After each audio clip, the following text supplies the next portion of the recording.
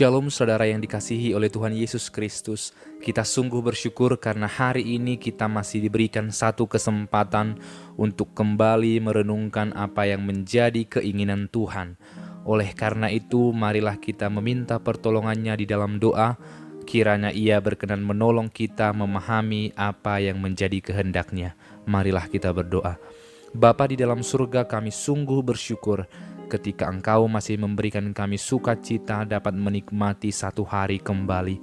Saat Engkau berikan kami kesempatan mendengarkan firman-Mu, maka persiapkanlah hati kami sehingga benar-benar kami dapat menerimanya dengan sukacita, sehingga kami semakin memahami firman-Mu dan mengenal Tuhan, mengasihi Engkau, dan kami juga mengasihi sesama kami. Dalam nama Tuhan Yesus Kristus kami berdoa dan bersyukur hanya kepadamu, Tuhan Yesus Kristus. Amin. Jika Anda melakukan sebuah kesalahan dan ternyata kesalahan yang Anda lakukan diketahui oleh banyak orang, dan akhirnya mereka mencoba menginterogasi dengan bertanya kepada Anda. Sebenarnya mereka sudah tahu apa yang menjadi kesalahan Anda, tetapi mereka seakan-akan belum tahu, sehingga mereka bertanya, bagaimana perasaan Anda? Tentu ada sebuah kecewa, ada sebuah sindiran, ada sebuah sakit hati, ada rasa tersinggung dalam hati kita. Karena untuk apa seseorang bertanya ketika ia sudah mengetahui apa yang menjadi permasalahannya? Namun ternyata hal yang seperti ini juga terjadi dalam Alkitab. Oleh karena itu marilah membaca Yakobus pasal yang kedua ayat yang kelima. Dengarkanlah hai saudara-saudara yang kukasihi. Bukankah Allah memilih orang yang dianggap miskin oleh dunia ini untuk menjadi kaya dalam iman dan menjadi ahli waris kerajaan yang telah dijanjikannya kepada barang siapa yang mengasihi Dia? Ketika kita sampai kepada pertanyaan ini, maka kita harus tahu apa yang sedang terjadi, mengapa Yakobus bertanya demikian. Ternyata ia sedang melihat begitu banyak orang yang menghormati orang-orang kaya, yang memberikan perlakuan yang istimewa kepada orang-orang yang lebih terhormat, sehingga orang-orang yang miskin itu dibiarkan berdiri dan tidak dipersilahkan duduk, sedangkan orang kaya dipersilahkan duduk di tempat paling depan, di tempat paling terhormat.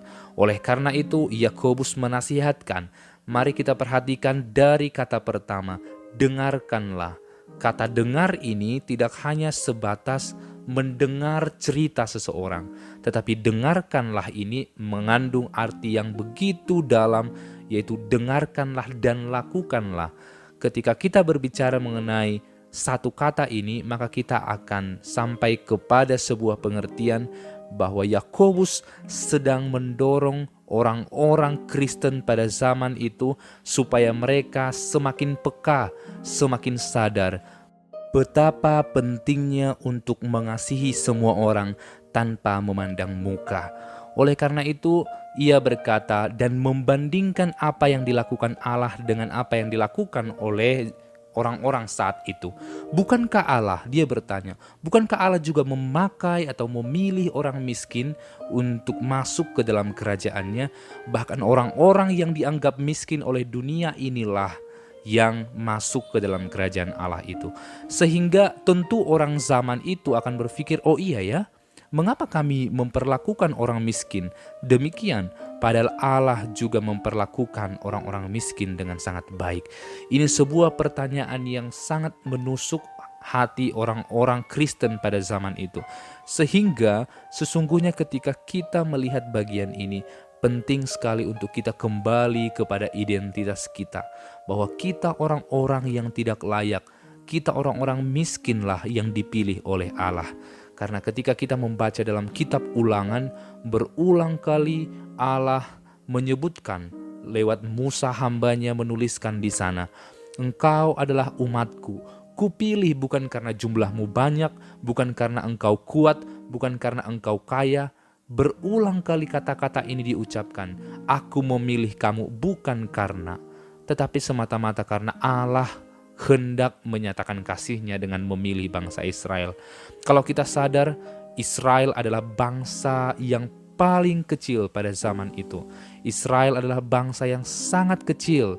Walaupun dia sangat kecil, walaupun dia tidak memiliki senjata perang yang begitu lengkap, walaupun orang itu pernah diperbudak di Mesir, tetapi justru orang-orang itu yang dipilih oleh Tuhan.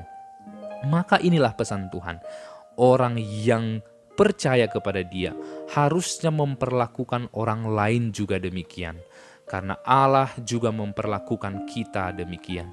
Kita orang-orang miskin dipilih oleh Allah untuk masuk dalam kerajaannya. Makanya sebuah kisah yang menarik ketika Yesus meminta kita untuk sama seperti anak-anak. Siapa yang memperhitungkan anak-anak di dunia ini? Rasanya anak-anak masih polos sekali. Belum memiliki pengetahuan yang baik, belum memiliki pengalaman, tetapi justru kita semua diminta oleh Tuhan untuk sama seperti anak-anak, supaya kita memang layak di hadapan Tuhan. Oleh karena itu, orang miskin adalah orang-orang yang dipilih oleh Allah untuk kaya di dalam kerajaannya. Sesungguhnya berbahagialah mereka yang miskin di hadapan Allah. Kita orang-orang yang tidak punya apa-apa, yang tidak punya kemampuan untuk diandalkan, tetapi justru kita dipilih oleh Tuhan. Sehingga ketika kita membaca dalam Matius 5 ayat 3, kita melihat bahwa Tuhan benar-benar memilih orang-orang yang tidak berdaya. Oleh karena itu janganlah memandang muka, pandanglah kepada Tuhan, sebab kita pun dipilih karena kita adalah orang-orang yang miskin, sehingga kita menjadi kaya di dalam Dia. Kita tidak punya apa-apa, tapi karena kita punya Tuhan, kita sekarang beroleh kekayaan yang sejati. Amin. Tuhan, kami bersyukur ketika Engkau mengangkat kami sebagai anak-Mu. Terpujilah nama-Mu, dalam nama Yesus. Amin.